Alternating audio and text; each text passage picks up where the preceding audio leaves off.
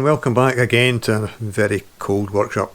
Today we're going to be talking a little bit about behavioural psychology and why what the government is doing to the people of the country today is so heinous, really. I've mentioned before that I'm an engineer, and you probably think that means that I fix things. Most people in Britain think that engineers fix things for a living. I don't, not anymore anyway. My specialism is in factory management and systems management. And for that, the most important thing for me to know is how to deal with people. Because people are the most important things in any organisation, the most important aspect of any organisation. It's not the machinery, it's not the money, it's the people. If you can get people to work for you and to work with you, then you've won. Regardless of all the money you have for machinery and processes and even consultants, if the people who are working for you don't want to, it's not going to happen. So one of the things that myself and everybody else in my sort of position learns as a baby engineer at university is how to deal with people. And one of the most important things we learn is about something called Maslow's hierarchy of needs. Abraham Maslow was a psychologist, an industrial psychologist working in the 20th century. And as the Jewish Russian name would suggest, he was American, as most good Jewish Russians are. He spent a lot of time working in industry, trying to understand why people did things and what was important to them, to give them a good foundation for a sound life. And Maslow was very keen on making people happy. His theories came into practice in manufacturing, specifically with companies like Volvo, who moved from the old production line method that Ford had pioneered, where each person did one job, did that one job well, and did that one job again and again and again. Volvo split the teams up into effectively small self-managed teams, where instead of just doing one job, they would do a set of jobs, would take over part of a production process. That meant that they had to organise themselves. That meant that they had to set their own procedures, work out their own internal hierarchies, and basically just work as a team. That gave them much more personal control over their own work, and it produced more cars for the same time on the same money. It was very, very successful. Basically, if you can keep people happy, they work better. It's just as simple as that. This is a fairly common graphical representation of Maslow's hierarchy of needs. It's generally portrayed nowadays in this pyramid shape, although Maslow himself never ever used that representation. It's very useful because it shows us the actual hierarchy in terms of physical levels. Each level depends on all of the levels below it until we get to the very basic ones. The 5 categories of need which Maslow decided existed were the physiological, the safety, belongingness and love, esteem and self-actualization. So we'll run through each of these in turn now. At the bottom level here, we have the physiological needs, and these are simply the ones needed to keep the body alive so that it can exist and function as a normal human being. And they're very, very simple. They're air, food, water, which are just things that you can't live without for a very long time. Sleep, you can't do without sleep for more than 2 or 3 days. I've tried, it doesn't work. Sex is necessary for the perpetuation of the species. If we didn't have that, the species would die out fairly quickly. Homeostasis is basically just everything to keep the body in a good state. These are the most basic needs of all humans, and are common across every human. If we miss out on any of these, the species is going to die out. I move up to the blue layer, which is safety. The first of these is security of body, and this means that the person feels safe personally, feel safe from attack in society. Physically, they're under no danger, and they can go about their business without any danger to them. They need employment because, particularly in our society, we need employment to gain money, to buy all of the necessities, to satisfy the lower needs. We need to have money to be able to buy food, for one thing. And that's necessary for the lower needs. We need to have our health. The people who do not have health are not happy people. So that is a very important need, and it's a very, very basic need. We need to have a family. The need to belong in a family is very, very strong in humans. And isolation is an extremely difficult thing for people to live with, as we're finding now in many cases. People need to have their own property. We live in a property owning democracy. Well, we all thought we lived in property owning democracies. That may be in question at the moment. And we need to have our own resources, and the resources in this case are generally money.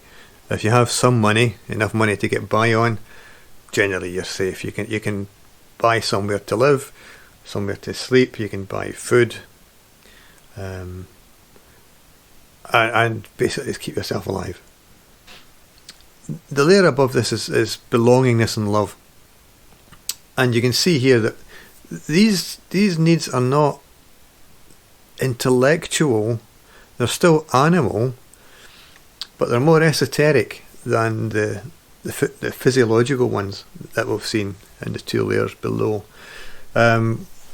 People need to have friends, they need to have relationships, they need to have companionship to be happy. And that's something that is very important to very many people. The number of hermits in the world is very small. I once knew a hermit, or at least met him at an event, and he told me that he'd actually had to give up being a hermit because he didn't get on with the hermit next door, which I thought was rather strange, since they probably shouldn't have been talking to each other. However, friendship and family, they're all part of the same companionship, belonging to a group that we've seen before. Sex appears again. This time round it's more recreational than procreational, but it's still important, and it's still very important to be one, and it's a very important part of feeling loved. Above belongingness and love, we get into the more intellectual and indeed poetic areas, which is we're talking about esteem. In this case, it's primarily self-esteem, but it's also where the human can earn the esteem of others. Self-esteem is extremely important to a person's well-being. Anybody who really has no self-esteem is an extremely unhappy person, and it's certainly not something you would want, is to have no self-esteem. Self-esteem breeds confidence. Confidence breeds self-esteem, and the two of them together can help to generate achievement. You can help to generate something which has actually been achieved by the person, and that achievement then boosts the self-esteem, and it produces more confidence to allow for more achievement. So these are all in a very virtuous circle, and will all feed upon each other. And having done it all, having achieved things, you then earn respect of other people for having achieved things.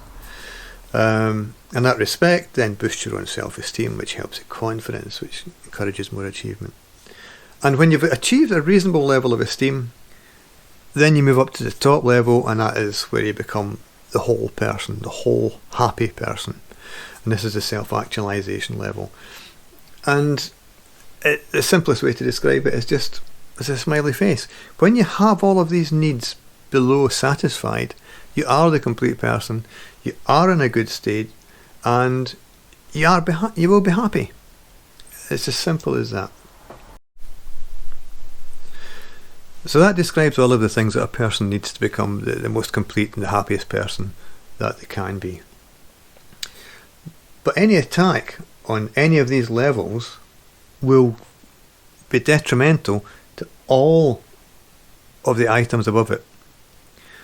This is where our governments, and as far as I can see, pretty much every government in the world, our governments approach to this virus has been so destructive, because they're attacking this level here, and they're not just accidentally affecting it, they are actually attacking this level here. Security of body is being attacked because they're deliberately scaring people into thinking that they're under intense attack from an extremely vicious virus. In fact, most people, if they get this virus, coronavirus, they won't even know. The number of people who become seriously ill is small, and the number of people who die is even smaller. And we've seen that in previous videos when we've looked at the statistics. They have deliberately attacked the employment of people by shutting down entire industries for months on end. This has never ever happened before. But they have deliberately attacked employment, which means that people cannot earn the money to support themselves, which means that they might not be able to afford enough food to feed themselves. They might not even be able to afford their rent or their mortgage, so they're going to lose their property. They won't be able to support their family properly. There's lots of impacts on health. The health services in this country are pretty much shut down, and there's an enormous incipient problem coming with pent-up health problems.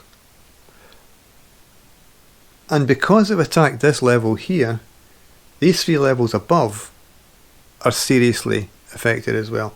Very few people now are as happy as they were a year ago. Lots of things have gone wrong in nearly everybody's life because of government action. Not because of the virus, but because of government action. People's confidence has taken a big hit because, I don't know about you, but I don't really recognise how the world works anymore. I'm really struggling with how to behave in society now, because I just don't know what the rules are. I don't understand the rules. People are just saying stuff and it becomes rules, and I don't understand it. It's very, very difficult to live in this society now. Friendships have taken a big hit in this pandemic response. People have different approaches to how to deal with this virus than their friends do. It's led to disagreements. Friendships have broken up. Families have been broken up specifically by the government, forbidding people to meet their own families. And we've had the horrific cases of elderly relatives dying alone in hospitals and the relatives barred from even seeing them in their last minutes. This is just inhuman. It's unbelievable what's been going on.